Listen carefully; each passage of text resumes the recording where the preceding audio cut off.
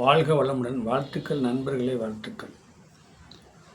ஒரு சாதகத்தில் பார்த்தீங்கன்னா, வீட்டுக்காரர் எப்போ பார்த்தாலும் சண்டை கட்டுவார், எப்போ பார்த்தாலும் பிரச்சனை வாங்குவார். அந்த அம்மா வந்து அடிக்கொருக்கா சாதகம் பார்க்கும். எங்கள் வீட்டுக்காரர் அவர் அடங்கவே மாட்டாருங்களா, அவர் அடக்கிறதுக்கு வேறு வழியே இல்லையா அப்படின்ட்டு அவங்க அந்த அம்மா கேட்பாங்க. என்னன்னே தெரியலைங்க, ஆய்வுனா சின்ன பிரச்சனைக்கு குடும்பத்தில் பயங்கரமான பிரச்சனை. கணவர் மனைவிக்குள்ளே கொஞ்சம் நஞ்ச பிரச்சனை கிடையாது. அந்த மாதிரி அடித்தடிப்பு அப்படி இப்படிங்கிற சேஷன் போகிற மாதிரி போயிடுறாருங்க.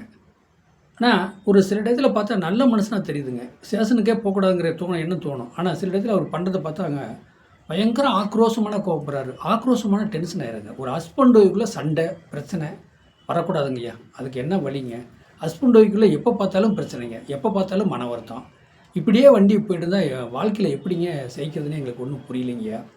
இந்த புருஷன் மனைவிக்குள்ளே ஹஸ்பண்ட் ஒய்ஃபுக்குள்ளே சண்டையே வரக்கூடாது, அதுக்கு என்ன வழியாக சொல்லுங்கய்யா அப்படின்னு அவங்க கேட்குறாங்க. வந்து ஹஸ்பண்ட் ஒய்ஃபுக்குள்ளே சண்டை வரக்கூடாது, பிரச்சனை வரக்கூடாது, என்ன அதுக்கு என்ன காரணம் அப்படின்னாங்க.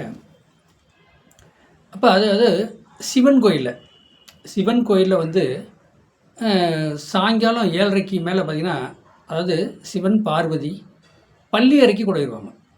பள்ளி அறையில் கொண்டு வச்சுருவாங்க.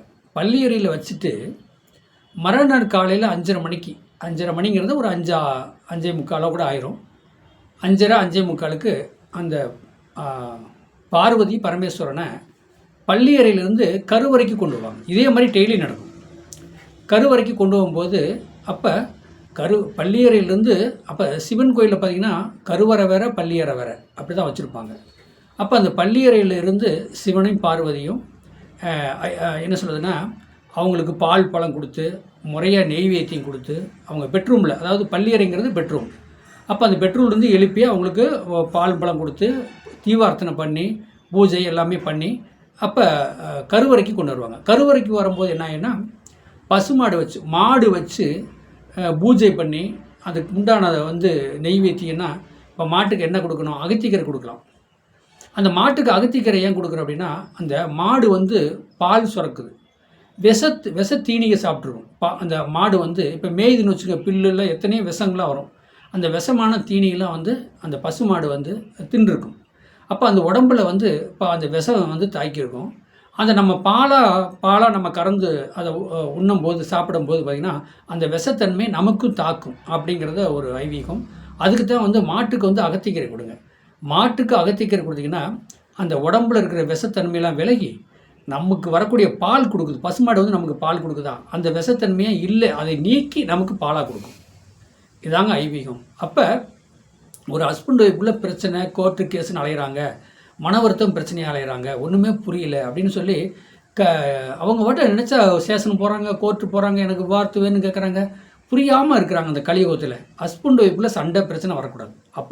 அப்போ அதுக்கு என்ன செய்யணும் அப்படின்னா, நீங்கள் சிவன் கோயில், இப்போ நாங்கள் கரூரில் இருக்கிறோம். கரூரில் பார்த்திங்கன்னா பசுதீஸ்வரர் அலங்காரவள்ளி சௌந்தரநாயகி தாயார் இருக்கிறாங்க. அதாவது கரூரில் இருக்கிற நாங்கள், எங்கள் ஊர் கரூரில் அதாவது சௌந்தரநாயகி, அதாவது வந்து பசுதீஸ்வரர் சௌந்தரநாயகி அலங்காரவள்ளி. அப்போ இந்த தாயை வந்து எப்படின்னாங்க 7:30 மணிக்கு மேலே வந்து கருவறையிலேருந்து பள்ளி அறைக்கு கொண்டு வச்சுடுவாங்க. பள்ளி அறையில் விட்டு காலையில் 5:45 மணிக்கு பள்ளி அறையிலேருந்து கருவறைக்கு கொண்டு போகும்போது அந்த பூஜை நடந்து மாட்டுக்கு பசுமாடு வச்சு காளமாடு வச்சு பூஜை பண்ணி உள்ளே கொண்டு போகும்போது, அப்போ நீங்கள் அகத்திக்கரை வாங்கி கொடுங்க, உங்கள் குடும்பத்தில் இருக்கிற பிரச்சனைலாம் தீரும், உங்கள் ஹஸ்பண்ட் ஒய்ஃபுள்ள இருக்கிற பிரச்சனைலாம் தீரும். நீங்கள் கோர்ட்டு கேஸில் அலைஞ்சு அதில் காசு செலவு பண்ணி காசு விரயம் பண்ணுறதுக்கு ஒரு 3 தடவை அங்கே போகிற மாதிரி வருங்க சிவன் கோயிலுக்கு.